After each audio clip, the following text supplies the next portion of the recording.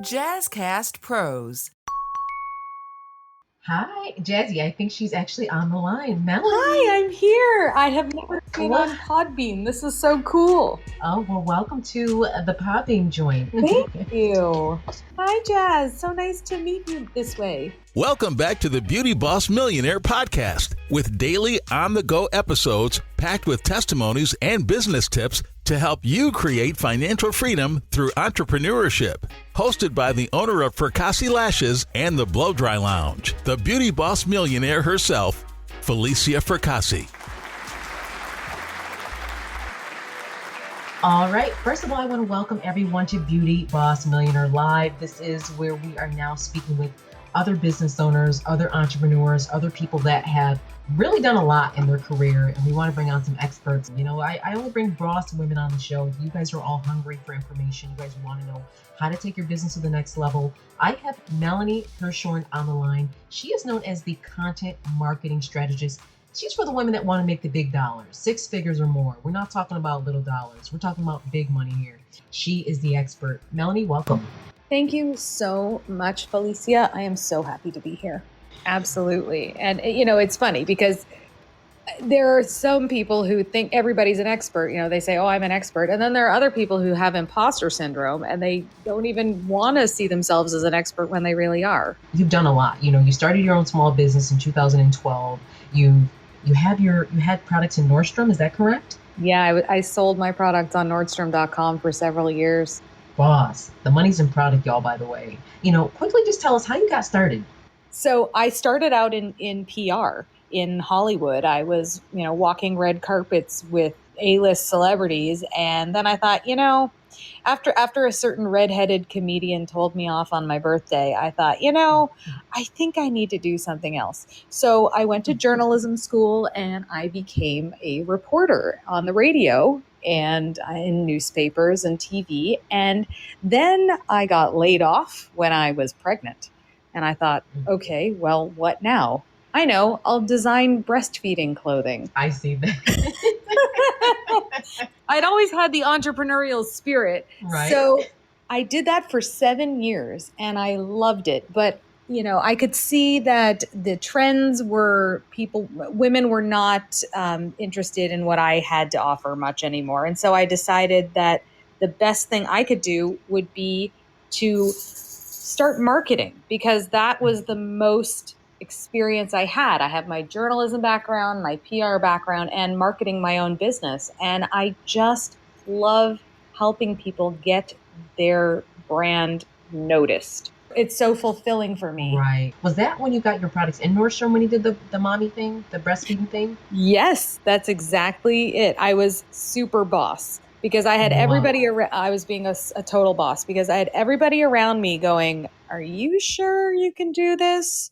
That you are going to be able to design clothes. You don't have a background in clothing design. You don't have a background in business. And I said, you know what? I believe in myself and I can do it.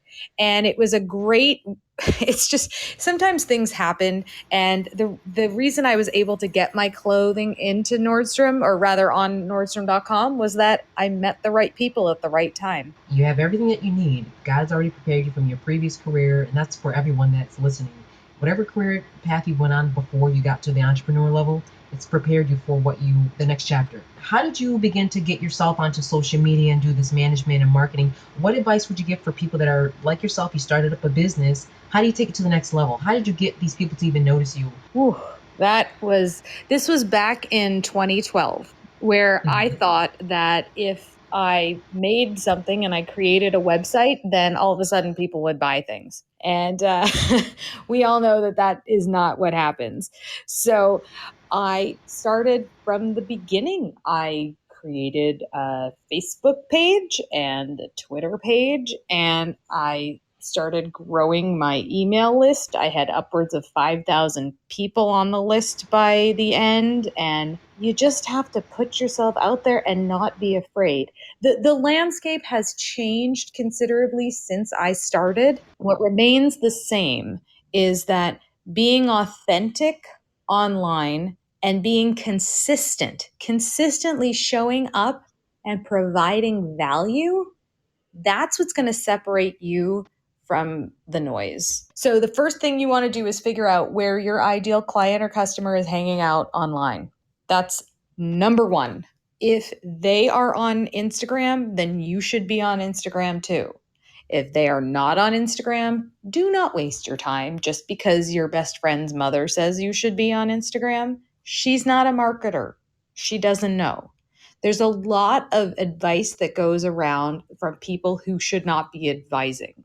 So this is common sense. If your ideal person is on Instagram, then you should get to know that platform and you should be there showing up regularly and consistently with value. And whether it's a product-based company or a service-based company, there are so many ways to show value on Instagram with your lifestyle photos. How is it going to make somebody's life better? Show them in pictures and in your words. So that's number one. Number two is email marketing because we don't own our social media followers. So if Instagram wants to shut you down tomorrow, then you have no way of reaching the people that have been following you. So that is why I highly recommend growing your email list. And the greatest way to grow your email list is to have a lead magnet, or also known as a freebie or an opt-in, something you offer for free that's valuable that people take in exchange for them giving you their email address.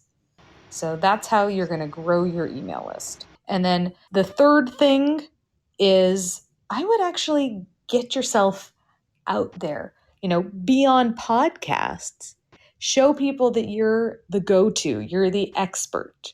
So pitch yourself to podcasts. Maybe there's a speaking event, whether it's in person or online, that you can be part of and show people your expertise.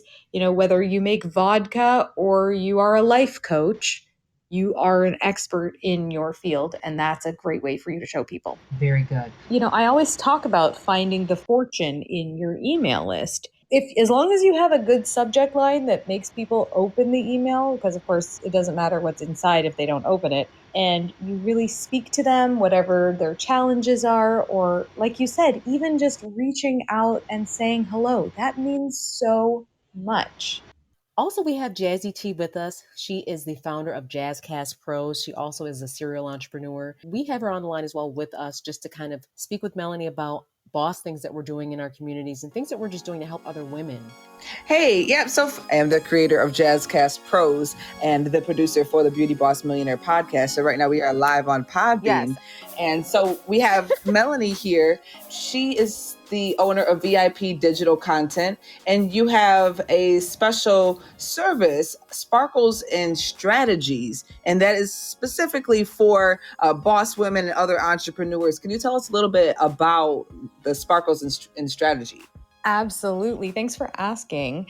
And what it is, it's a 4-month program where I work one-on-one with service-based business owners who are writing or have written a book. And we work on their branding because not on their branding specifically, but on their marketing of their brand, I should say. And what we do is we make it so that they grow a community, because so often people will write a book, for example, and they think that the book is the end. Okay, I wrote a book. Well, now what? Congratulations, you wrote a book. But what happens is people don't realize that the book is a marketing tool to help grow your brand. And so I take people through a whole system, a whole process where we come up with a rinse and repeat marketing system for your social media, for your emails, and for getting on podcasts, and also for any kind of conversion event that you do have, getting the marketing set up for that you can just redo and redo. It's so key in getting brand awareness and really just being authentically you and having people flock to you and your business.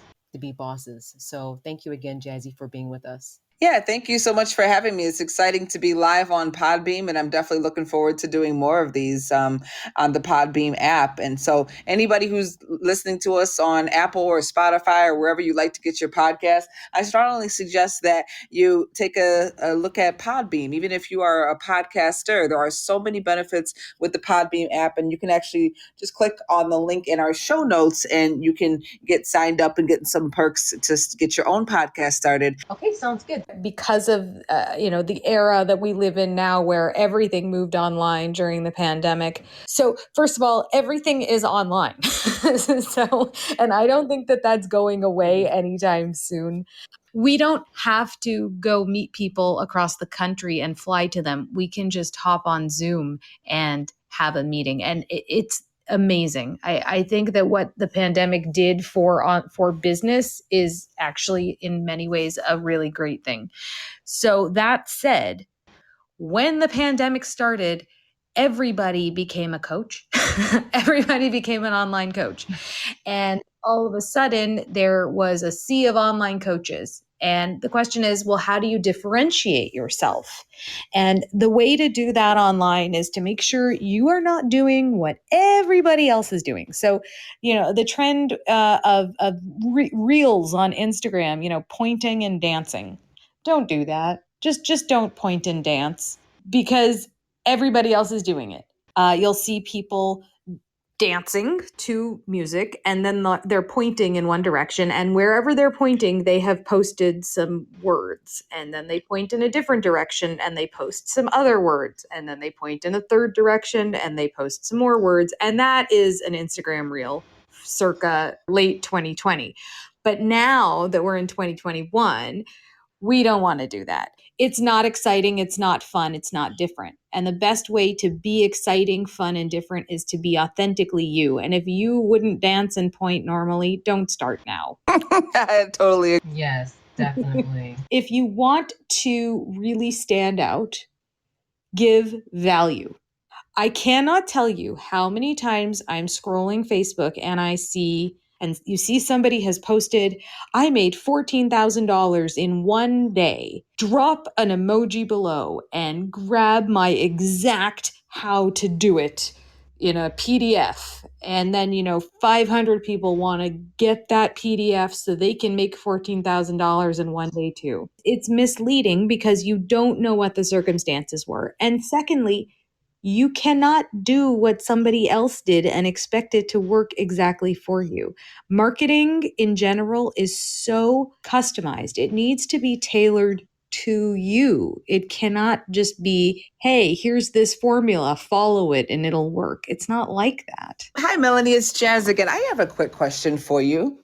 Sure. Since you are working with six-figure income entrepreneurs, boss babes, and in different industries, I'm assuming. So when you go and you're working with a client, do they already know how to make social media videos, or is there some sort of like step-by-step for us people who are, say, in their mid-30s, 40s, 50s, and a little bit above? How do we kind of make it so it's not so overwhelming? It seems hard to TikTok. Oh my gosh, I totally agree. Look, I just turned 42, so I am in that I'm totally in that age bracket, but it doesn't have to be exactly what everybody else is doing. So if it's you going live, that's even better. If you can just give people some great information and show them that you are an expert in your field, then that is going to do so much more for you than if you have this great edited video on TikTok. I'm thinking of this particular person. She's a physical trainer, and she did this whole video. And the video didn't actually let anybody know why she was great or what the benefits of working with her would be. So you don't have to be high tech. You just have to teach people something valuable and show them what the benefits of buying your product or working with you would be. So it sounds easy enough. So can you give us an example of maybe something, some piece of content one of your clients created? Like, let's just say they have food. Okay, so a client has food. So tell me more. Do they have a restaurant, or you're saying they're eating? Sure. So let's say I just opened up a burger spot and it's kind of off the beaten path, but it's really cool once you come in, you just got to find it. Ooh, I love this. Okay. So, first thing I would do is use hashtags on Instagram if you're on Instagram, because those are going to be great for location. So then you can target people who can actually come to your facility. Because if you're in Florida, you're not going to be trying to reach people in Timbuktu because they're not going to be coming to your local burger spot. So definitely gear it toward the locals. Then show people eating. Show people happy. Show the lifestyle of incorporating going to this burger spot. So, yes, definitely show the food and have testimonials from happy patrons and send out emails with maybe a buy one, get one coupon. There are so many different ways that you can entice people to come by showing them how great their life will be and how happy their tummy will be after they eat your food. Happy tummy. That sounds like a email subject line. Totally. It really does. It really does. I love that. We've got the hashtags, show pictures of people eating. For this restaurant, I would also say do live video, because whether it's live on Instagram or live on TikTok, remember the owner of this business is the face of the brand. So you want to help people get to know you. Why don't you talk about your why, the reason you've opened up this burger spot? Maybe when you were a kid, you used to frequent a burger place and it closed, and your dream was to have your own spot one day. Well, that would be a phenomenal story to resonate with your ideal customers. Melanie, you really do know what you're doing, honey. You're good. Oh, Because thank you. just the live thing, that added a special touch too, because people do like to see what's going on live. It's like they're watching their TV and they're able to see what's going on in your business. Exactly. And behind the scenes, I mean, that's where the real stuff happens. So, take people on a virtual tour of the kitchen. How cool would that be? If we have somebody listening with the Beauty Boss Millionaire and they would like to reach out to you for even more coaching or even listen to some of your podcasts, how do they get in contact with you? Oh, thank you. It's super easy. You just go to meetmelanie.live, and that's my connect call line, and we can absolutely connect. So if you know how to spell Melanie, it's Melanie. So meetmelanie.live. That's it for today. Tune in tomorrow for the Beauty Boss Millionaire podcast. And don't forget to follow the Beauty Boss Millionaire, Felicia Fracassi, on Instagram, Facebook, and TikTok at Beauty Boss Millionaire.